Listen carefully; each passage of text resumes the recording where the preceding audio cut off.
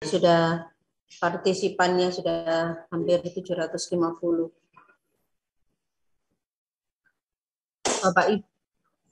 Bapak Ibu kita mulai nggih. Sudah tepat pukul 13.00 kita mulai supaya nanti kita bisa melanjutkan aktivitas lainnya.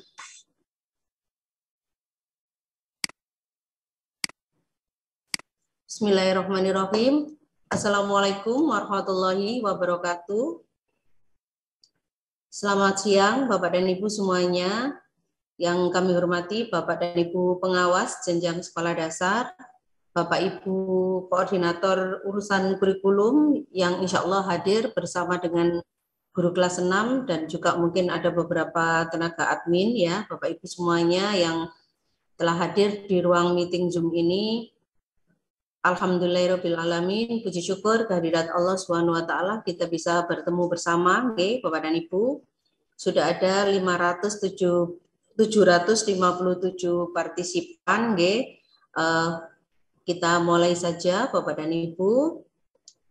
Yang pertama, sebelum kita ke agenda inti dari pertemuan meeting Zoom ini, Bapak Ibu, pertama kami ingatkan kembali, minta tolong Bapak dan Ibu untuk senantiasa tidak bosan-bosan selalu menjaga lingkungan, menjaga lingkungan sekolah, baik itu terkait kebersihannya, keamanan, dan lain sebagainya.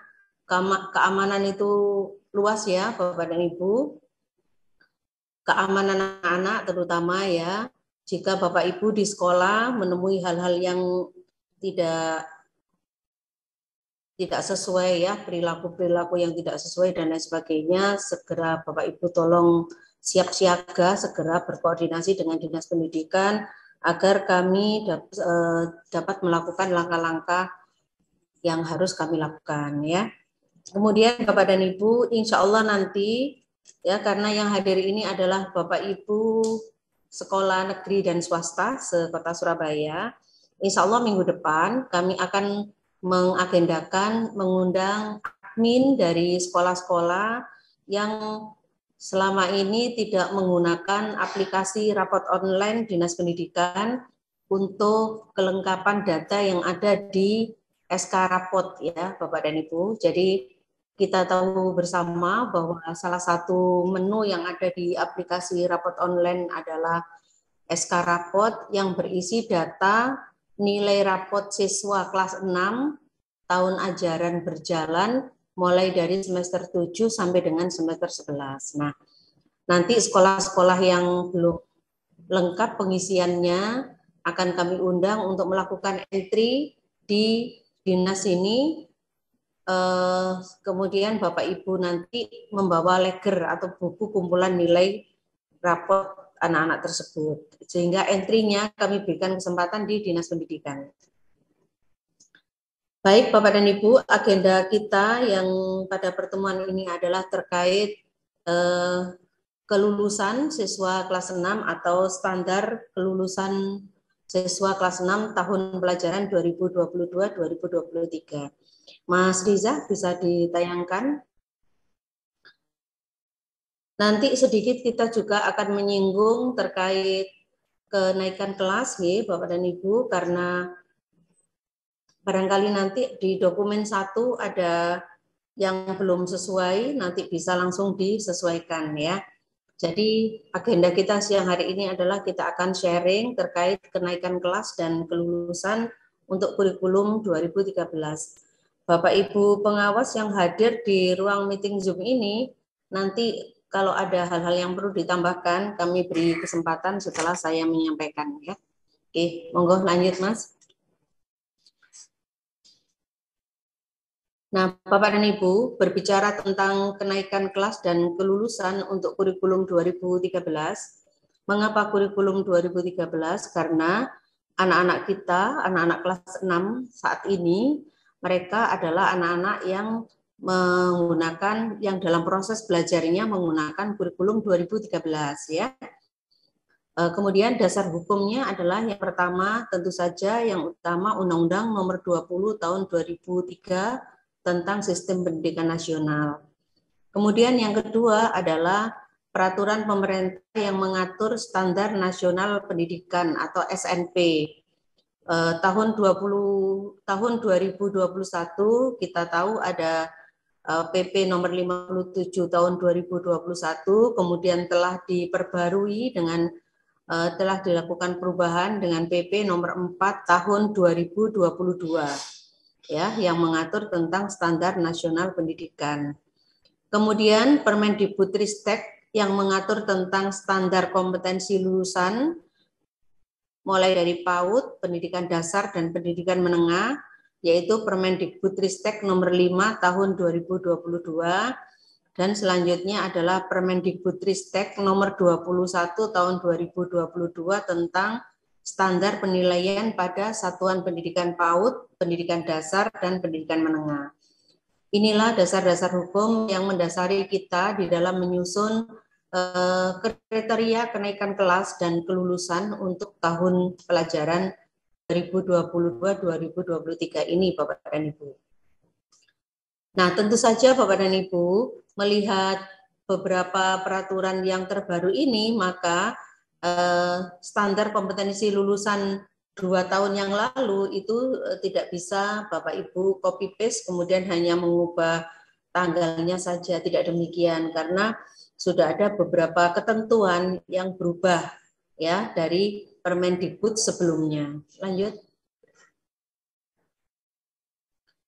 Nah, sangat penting kita ketahui bersama bahwa dengan adanya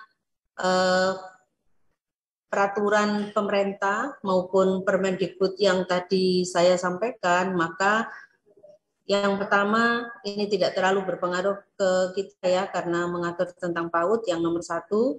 Kemudian yang nomor 2, 3, dan 4, bahwa Permendikbud nomor 53 tahun 2015 tentang penilaian hasil belajar oleh satuan pendidikan dan oleh pendidik dan satuan pendidikan pada pendidikan dasar dan menengah sudah tidak berlaku. Kemudian standar penilaian sebelumnya yaitu standar Permendikbud nomor 23 tahun 2016 tidak berlaku. Demikian halnya dengan Permendikbud nomor 43 tahun 2019 tentang penyelenggaraan ujian ya. Nah, dengan demikian Bapak dan Ibu, kita sudah tidak menggunakan dasar hukum yang ini ya. Oke, lanjut. Nah, kita fokus kepada Permendikbud yang mengatur tentang kenaikan kelas dan kelulusan ya, Bapak dan Ibu. Jadi, dalam Permendikbudristek nomor 21 tahun 2022 ya, Permendikbudristek nomor 21 tahun 2022 disebutkan bahwa poin-poin pentingnya adalah ada 3 ini. Yang pertama bahwa penentuan kenaikan kelas dilakukan dengan mempertimbangkan laporan kemajuan belajar yang mencerminkan pencapaian peserta didik pada semua mata pelajaran dan ekstrakurikuler serta prestasi lainnya pada 1 tahun ajaran. Jadi untuk menentukan siswa itu naik kelas atau tidak ya di tahun ajaran itu, maka acuannya adalah dengan mempertimbangkan capaian kemajuan hasil belajar peserta didik termasuk ekstrakurikuler dan juga prestasi lainnya dalam 1 tahun pelajaran. Kemudian Bapak dan Ibu, penentuan kelulusan dari satuan pendidikan dilakukan dengan mempertimbangkan laporan kemajuan belajar yang mencerminkan pencapaian peserta didik pada seluruh mata pelajaran dan ekstrakurikuler serta prestasi lainnya pada tingkatan kelas untuk sekolah menengah pertama atau bentuk lain sederajat. Yang nomor 2 ini untuk SMP ya Bapak dan Ibu. Jadi penentuan kelulusan untuk SMP ya ini sekedar Bapak Ibu tahu. Penentuan kelulusan untuk yang SMP itu mempertimbangkan kemajuan hasil belajar untuk seluruh tingkatan kelas. Kemudian Satuan Pendidikan menetapkan yang poin 3 ya, Satuan Pendidikan menetapkan mekanisme penentuan kenaikan kelas dan kelulusan dari Satuan Pendidikan berdasarkan pedoman yang ditetapkan oleh Kepala Unit Utama yang membidangi kurikulum dan asesmen. Jadi kita punya ini ya Bapak Ibu ya, kita punya badan standar kurikulum dan asesmen ya. Itu juga mengatur tentang asesmen, tentang penilaian dan asesmen ya. Maaf sebentar. Ya, badan ketentuan yang telah dikeluarkan oleh badan standar yang mengatur tentang asesmen dan penilaian dalam pembelajaran. Nah, lanjut Mas. Lebih fokus lagi Bapak dan Ibu, khusus berbicara tentang kenaikan kelas ya Bapak dan Ibu. Penentuan kenaikan kelas ya, ini untuk seluruhnya ya, seluruh jenjang pendidikan. Penentuan kenaikan kelas dilakukan dengan mempertimbangkan laporan kemajuan belajar yang mencerminkan pencapaian peserta didik pada semua mata pelajaran, ekstrakurikuler dan prestasi selama 1 tahun pelajaran. Itu tadi yang sama dengan tadi yang pertama ya. Kemudian untuk menilai pencapaian hasil belajar peserta didik sebagaimana dasar penentuan kenaikan kelas dapat berdasarkan penilaian sumatif dalam bentuk penilaian sumatif akhir dilaksanakan pada akhir semester dengan instrumen tes, observasi, dan performa ya dalam bentuk praktek, produk, proyek maupun portofolio. Jadi Bapak dan Ibu, memang di sini kita harus beradaptasi karena sebelumnya kita mengenal dengan istilah penilaian harian, penilaian tengah semester, maupun penilaian akhir semester. Nah, di dalam standar penilaian kita hanya mengenal 2 istilah penilaian, yaitu penilaian formatif dan penilaian sumatif. Penilaian formatif adalah yang penilaian dilakukan untuk mengukur proses pembelajaran yang dilaksanakan selama proses pembelajaran dan untuk mengukur ketercapaian proses pembelajaran itu sendiri. Sedangkan yang satunya adalah untuk memperbaiki, maksud saya ya, untuk memperbaiki proses pembelajaran. Sedangkan yang satunya adalah penilaian sumatif. Maka Bapak dan Ibu, nanti Bapak Ibu segera menyesuaikan ya. Kemarin bulan Maret ya sekarang ini ya. Di bulan Maret ini saya lihat memang beberapa sekolah melaksanakan penilaian tengah semester. Nah, jadi pada saat Bapak Ibu mengambil judul penilaian tengah semester, itu artinya Bapak dan Ibu belum mengimplementasikan Permendikbud ya yaitu tentang standar penilaian. Tuh, okay? Nah, kemudian poin yang ketiga, penilaian pencapaian hasil belajar peserta didik untuk kenaikan kelas dilakukan dengan membandingkan pencapaian hasil belajar peserta didik dengan kriteria pencapaian tujuan pembelajaran yang ditetapkan oleh pendidik. Jadi ketercapaian tujuan pembelajaran ini Bapak Ibu guru pasti sudah tahu ya. Tujuan pembelajaran ini kan dirumuskan di dalam perencanaan pembelajaran. Nah, untuk mengukur ketercapaian hasil belajar peserta didik tentu saja harus melihat ketercapaian tujuan pembelajaran yang telah ditetapkan oleh pendidik dalam perencanaan pembelajaran. Dalam proses penentuan peserta didik tidak naik kelas, nah Bapak Ibu, poin yang keempat, dalam proses penentuan peserta didik yang tidak naik kelas, perlu dilakukan musyawarah dan pertimbangan yang matang, sehingga opsi tidak naik kelas menjadi pilihan paling akhir apabila seluruh pertimbangan dan perlakuan telah dilaksanakan. Nah, nanti pasti akan ada pertanyaan, boleh nggak tidak naik kelas?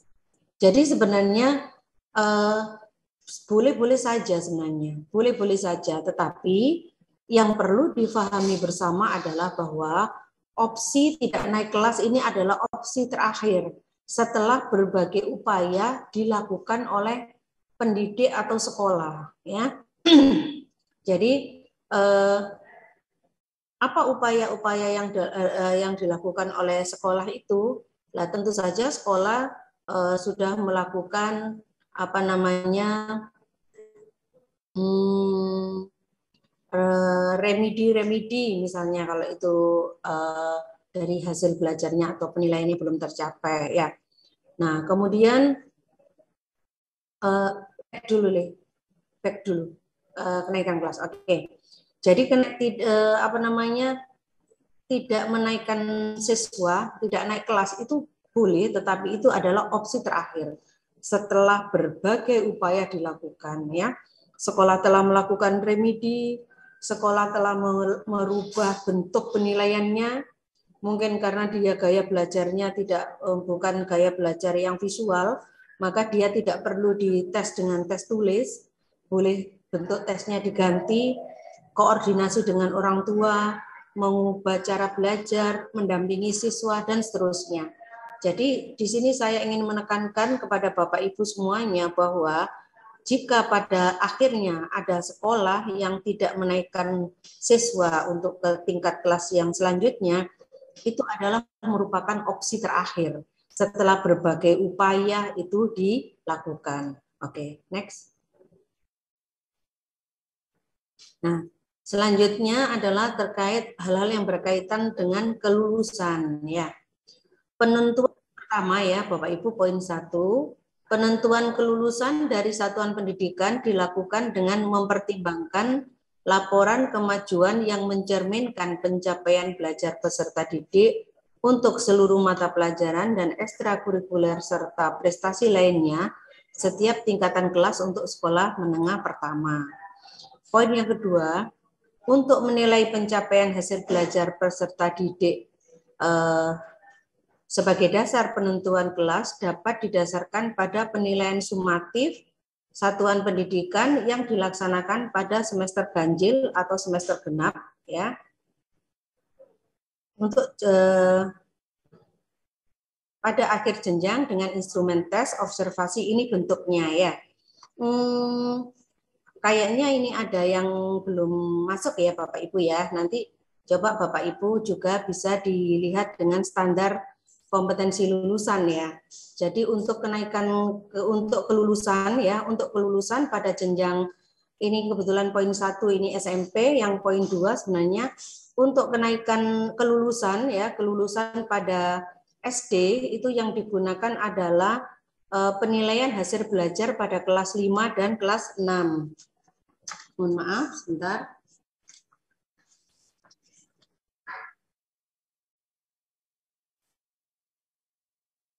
Oke.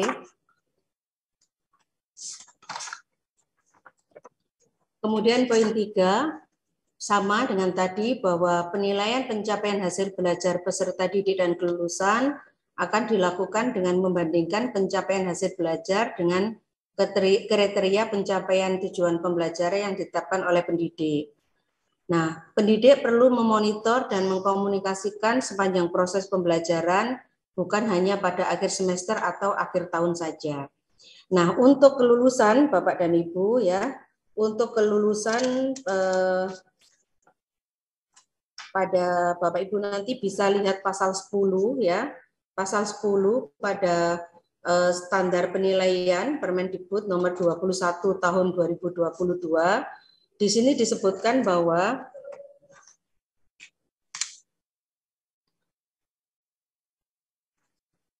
penentuan kelulusan satuan pendidikan didasarkan pada pencapaian hasil belajar dan ekstrakurikuler serta prestasi lainnya untuk kelas 5 dan kelas 6.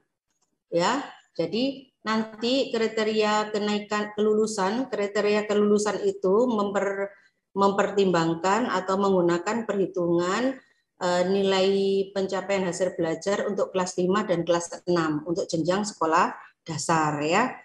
Nah, kemudian ini ya poin 1 nanti akan kami ubah, ya Bapak Ibu, di PPT ini nanti akan kami sesuaikan. Nanti kami ambil khusus yang SD saja, ya.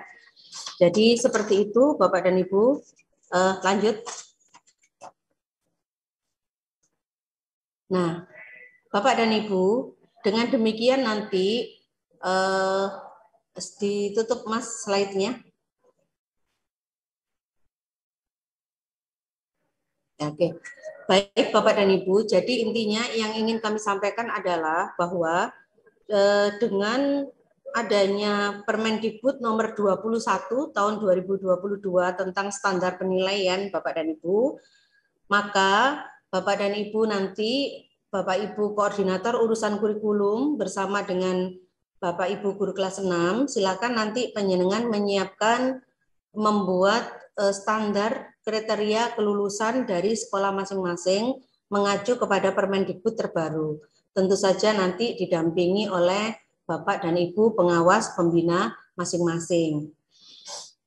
Beberapa ketentuan SKL dulu yang mengatakan bahwa siswa dinyatakan lulus, poin 1 ya dulu, siswa dinyatakan lulus jika memiliki laporan hasil belajar dari kelas 1 sampai dengan kelas 6 semester 1. Nah, itu tentu saja sudah tidak dilakukan.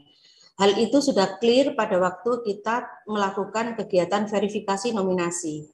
Bahwa anak-anak kelas 6 anak-anak kelas 6 kita sekarang yang saat ini berada di kelas 6 ya, itu mereka laporan hasil belajarnya telah lengkap dari semester 1 kelas 1 sampai dengan semester 11 kelas 6. Nah, sehingga nanti di dalam penentuan kriteria kelulusan, Bapak Ibu mempertimbangkan penilaian hasil belajar, ya, penilaian hasil belajar, penilaian kegiatan ekstrakurikuler dan prestasi belajar siswa lainnya. Sedangkan untuk semester kelas 5 dan kelas 6, itu nanti yang merupakan mendasar, perubahan mendasarnya di situ.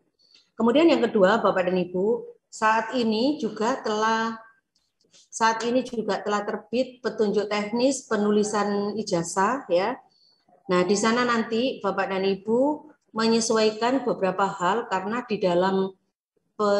dalam merumuskan kriteria kelulusan itu kita tidak bisa terlepas dari juknis penulisan ijazah, di mana nanti nilai yang digunakan adalah nilai per mata pelajaran itu adalah skala 0 sampai 100 sampai 2 angka di belakang koma. Silakan Bapak Ibu bisa download, insya Allah di internet sudah ada, dan memang sengaja tidak kita paparkan karena kita hari ini tidak berbicara tentang penulisan ijazah, kita berbicara tentang standar kompetensi lulusan ya. Jadi dengan selesai pertemuan ini Bapak dan Ibu, silakan Bapak Ibu tim kurikulum yang ada di sekolah masing-masing mencermati kembali. Yang pertama adalah Permendikbud nomor 5 tahun 2022. Saya ulangi lagi, Permendikbud nomor 5 tahun 2022 tentang standar kompetensi lulusan, kemudian Permendikbud nomor 21 tahun 2022 tentang standar penilaian, kemudian panduan pembelajaran dan asesmen pendidikan. Nah, dari 3 itu silakan nanti Bapak dan Ibu membuat draft SKL untuk siswa kelas 6. Tidak usah menunggu contoh dari dinas, meskipun nanti bisa jadi kami mengeluarkan contoh ya, master, tetapi lebih baik Bapak Ibu membuat draft sendiri, karena nanti sebelum Bapak Ibu melaksanakan penilaian sumatif untuk kelas 6, ya, penilaian sumatif akhir untuk kelas 6, Bapak Ibu sudah punya, Bapak dan Ibu sudah punya kriteria kelulusan itu seperti apa, ya. Jadi kriteria kelulusannya disiapkan dalam rapat tim guru di sekolah masing-masing, menyusun kriteria kelulusan, kemudian dituangkan dalam surat keputusan kepala sekolah. Prosedur dan mekanismenya seperti itu. Oke, saya rasa itu. Ada satu lagi yang saya lupa menyampaikan, apa ya? Oke, Bapak dan Ibu, itu yang ingin saya sampaikan. Ini pertemuan awal ya, Bapak dan Ibu. Sengaja memang kita buat Zoom karena gambaran umum. Kami hanya ingin menyampaikan kepada Bapak dan Ibu bahwa SKL untuk tahun ini berbeda dengan SKL tahun 2021, bahkan tahun 2022. Tahun 2022 kemarin masih ada SKL yang beberapa poin yang sama dengan 2021 dan sebelumnya, tapi yang tahun ini harus betul-betul dibuat sesuai dengan Permendikbud yang baru. Nah, nanti akan ada pertemuan lagi lebih insya Allah dalam waktu yang dekat ya Bapak dan Ibu. Nah, silakan Bapak dan Ibu, tim di sekolah masing-masing menyiapkan draft SKL, nanti dari Bapak Ibu pengawas juga membuat draft, nanti kita sharingkan bersama-sama mana yang terbaik nanti akan kita gunakan untuk sekolah semuanya, dan nanti tinggal Bapak Ibu menyesuaikan tingkat pencapaian atau nilai untuk sekolah masing-masing. Saya rasa itu Bapak dan Ibu yang bisa saya sampaikan. Ada yang mau bertanya atau cukup dulu? Monggo, kalau ada yang mau di-sharingkan, saya beri kesempatan. Masih ada waktu 10 menit.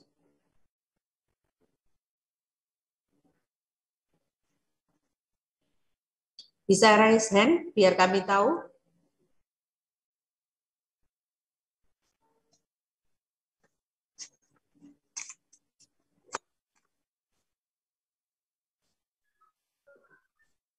Tidak ada ya? Oh, ada. Dari SD Kristen Anak Panah, Mas Reza. Ya, selamat sore, selamat siang Bu Muna.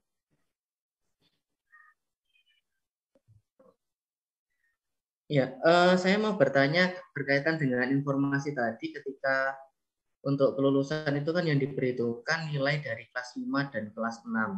Nanti apakah surat keterangan lulus yang nanti diterbitkan oleh dinas itu apakah juga hanya dari kelas 5 dan 6? Silakan Pak, dari ya, SD Kristen Anak Panah.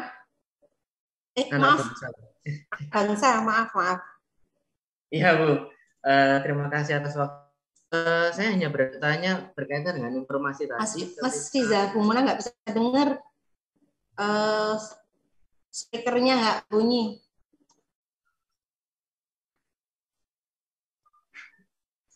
Ya, apakah sudah? Speakernya nggak bunyi. Kayak kemarin ya. Mohon maaf ya Pak, sebentar ya. Iya. Oke. Sampun Pak, monggo. Oke, baik. Ini Bu Muna, saya mau bertanya berkaitan dengan pemberitahuan tadi kalau yang diperhitungkan sebagai nilai kelulusan itu kan dari kelas 5 dan 6. Nanti apakah surat keterangan lulus yang dari dinas itu juga hanya mencakup nilai kelas 5 dan 6 atau kelas 4 juga harus kami siapkan juga? Oke. Baik Pak, pertanyaan yang bagus Pak. Jadi saya boleh mengatakan begini. SK rapot dengan SKL itu hal yang berbeda untuk tahun ini. Ya. Jadi ya Bapak Ibu ya, SK rapot dengan SKL Bapak Ibu adalah hal yang berbeda untuk tahun ini. Kami menyiapkan SK rapot dari semester 7 sampai dengan semester 11 itu adalah pertama untuk database kami di Dinas Pendidikan. Kemudian yang kedua adalah persiapan untuk PPDB jalur prestasi NRS Bapak. Ya, paham ya Pak? Nah, mengapa di dalam jalur prestasi NRS itu masih semester 7 sampai dengan semester 11? Karena petunjuk teknis PPDB itu sama. Tahun kemarin, tahun sekarang itu sama, yaitu Permendikbud nomor 1 tahun 2021. Jadi SK rapot nanti tetap berisi nilai rapot siswa dari semester 7 sampai semester 11. Nanti di dalam rapot online kami juga akan memfasilitasi surat keterangan lulus. Karena surat keterangan lulus itu harus wajib dikeluarkan oleh sekolah pada tanggal kelulusan, pengumuman kelulusan, yaitu tanggal 8 Juni tahun 2023. Nah, surat keterangan lulus nanti itu akan sama, maksudnya isinya akan sama dengan apa yang Bapak Ibu tuangkan di dalam SKL atau kriteria kelulusan, surat ketetapan tentang kelulusan. Ngaten nggih Bapak, jelas nggih? Saya anggap sudah jelas. Berikutnya dari Ketintang 2, silakan Ibu. Assalamualaikum warahmatullahi wabarakatuh. Waalaikumsalam. Saya dari jurusan 6 dari SDN Ketintang 2 mau menanyakan, sekolah kami ini kan sekolah inklusif.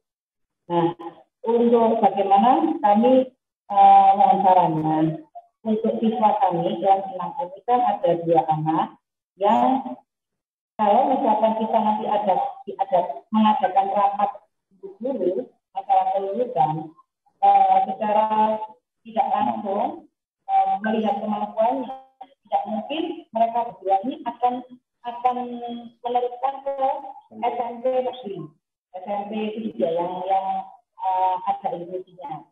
Karena memang benar-benar kemampuan anak kami yang 2 ini jauh dari kata bawah rata-rata. Otomatis menurut kami yang cocok dengan anak kami berdua itu ya di SLB. Nah, untuk itu apakah sekolah itu mempunyai kewenangan untuk mengarahkan orang tua tersebut untuk melanjutkan di sekolah SLB? Atau hanya cukup lewat surat yang kami punya kan surat dari sekolah seperti itu. Nah, apakah itu cukup kuat nanti untuk mengarahkan mereka ke sekolah SLB? Karena tidak menutup kemungkinan juga andai kata ada plotting untuk ke SLB itu, tapi kan mungkin ditempatkan di terdekat. Nah, kebetulan kalau misalkan kami dapat seperti itu, biasanya guru-gurunya SLB itu terus SMP-nya itu terus tidak kami gitu ya. Biasanya itu seperti ini. Seperti itu. Nantinya kan di SLB. Nah, apakah kami ini sewaktu SD ini punya kewenangan untuk bahwa kamu ini harus di SLB seperti itu untuk menyampaikannya ke wali murid. Nah, itu kami mohon sarannya bagaimana itu. Karena di tahun ini kami ada 2 anak yang tadi di bawah rata-rata kami. Dengan siapa? Bu Sinten? Bu Susi. Oh, Bu Susi, Jadi pertama untuk anak-anak yang disabilitas kriteria kelulusannya tentu saja khusus ya Bapak Ibu ya. Bapak Ibu susun sesuai dengan kondisi siswa masing-masing. Untuk anak-anak disabilitas itu bisa jadi kriteria kelulusan siswa yang satu dengan yang lainnya itu juga bisa jadi berbeda. Ya toh? Karena juga mereka keunikannya berbeda. Jadi pertama yang ingin saya sampaikan itu dulu ya, kelulusannya. Kriteria kelulusannya sangat bergantung kepada masing-masing individu siswa. Kemudian yang kedua, boleh tidak Ibu sekolah menyarankan ke orang tua agar anak ini pendidikan selanjutnya dimasukkan ke sekolah luar biasa. Kalau Bapak Ibu menyarankan, itu kan pasti pertimbangannya adalah yang terbaik untuk anak. Saya rasa tidak ada salahnya jika Bapak Ibu menyarankan. Sifatnya kan saran.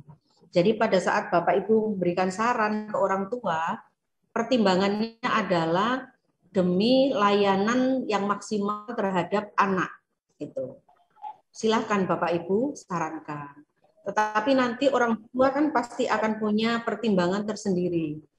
Manakala orang tua tidak berkenan menyekolahkan siswa ke SLB atau PLB, tetapi memilih ke SMP inklusi ya, itu juga ada pertimbangan tersendiri.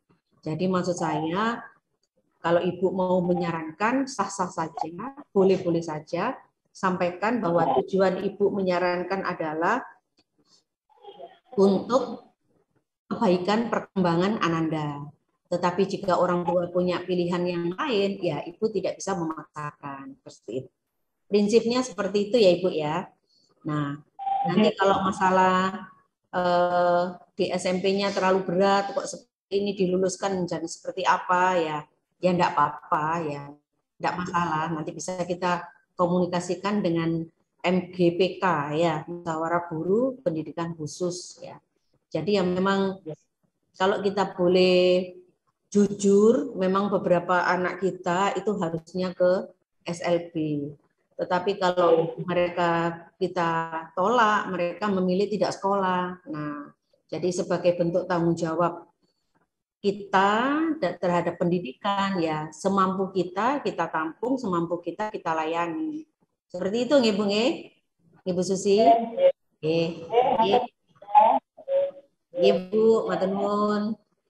Bapak Ibu itu nggih, saya rasa itu nggih Bapak dan Ibu, sekali lagi Bapak Ibu mohon tim koordinator kurikulum bersama dengan tim guru kelas 6 tolong baca lagi, cermati apa yang ada di Permendikbud nomor 5 tahun 2022 tentang standar kompetensi lulusan dan Permendikbud nomor 21 tahun 2022 tentang standar penilaian pendidikan serta panduan penilaian dan asesmen pendidikan yang dikeluarkan oleh Badan Standar dan Asesmen Pendidikan.